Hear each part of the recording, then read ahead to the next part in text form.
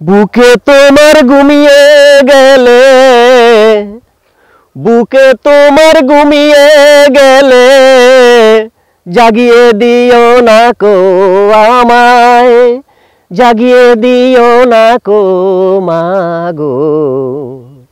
অমন করে আকুল হয়ে আমায় তুমি ডাকো।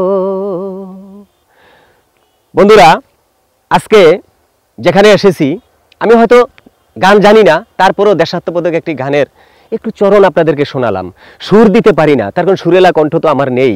আজকের এই পরন্ত বিকেলবেলা আমি এদিকে তাকিয়ে দেখতেছি দুপুর গড়িয়ে, বিকেলও গড়িয়ে যাচ্ছে, সন্ধ্যার সুই সুই চলে এসেছে।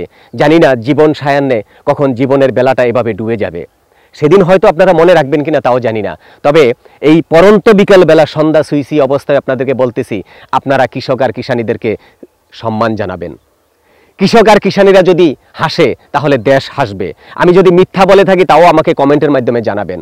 আর যদি সত্য বলে থাকি তাহলে আপনারা অন্তত আপনারা যে কমেন্ট করবেন সেটাও আমি জানি, আমার বিশ্বাস এটা করবেন। কিন্তু আমি বলতেছি, যারা কন্টেন্ট ক্রিয়েটর আছেন, যারা নির্মাতা আছেন, তারা আমাদের এই দেশ, আমাদের এই দেশের জীববৈচিত্র্য নিয়ে আপনারা কথা বলবেন। আপনারা কথা বলবেন আমাদের প্রকৃতি নিয়ে, আমাদের মানুষ নিয়ে, আমাদের এই দেশের মানুষ নিয়ে কথা বলবেন।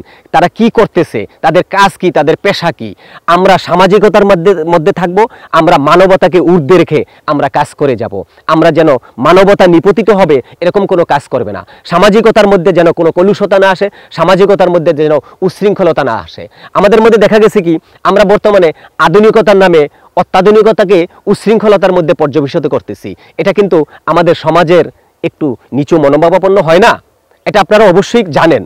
আপনারা যারা কন্টেন্ট তৈরি করেন, নিজেরা ভাইরাল হওয়ার জন্য অনেক কিছুই এখানে নিয়ে আসেন, অনেক কিছুই আপনারা দেখানোর চেষ্টা করেন।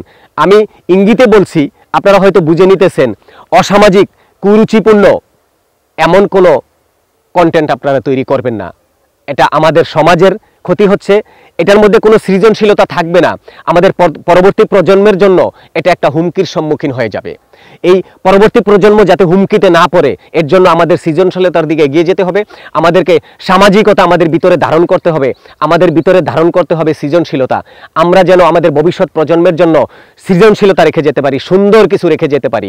আজকে আমরা আমাদের আগে কি ছিল আর আমরা আজকে কোথায় আছি, এটা আমাদের ভবিষ্যৎ প্রজন্ম দেখবে। যে 100 বছর আগে কি ছিল, তারপরে অর্ধশত বছর আগে কি ছিল, এখন কি আছে। আসুন আমরা দেখানোর চেষ্টা করি, আমরা ধারণ করব আমাদের সংস্কৃতি, আমরা ধারণ করব আমাদের প্রকৃতি। আমরা কথা বলবো আমাদের জীববৈচিত্র্য নিয়ে, আমরা কথা বলবো আমাদের দেশের কৃষকদের নিয়ে, কিষানীদের নিয়ে আমরা কথা বলবো। কৃষক আর কিষানীদের নিয়ে যখন কথা বলবো, তখনই কৃষক আর কিষানীদের মুখে রঙিন হাসি ফুটে উঠবে। যখন কৃষক আর কিষানীদের মুখে রঙিন হাসি ফুটে উঠবে, তখন আমাদের দেশের আপামর জনগণের মুখে রঙিন হাসি ফুটে উঠবে। ধন্যবাদ সবাইকে।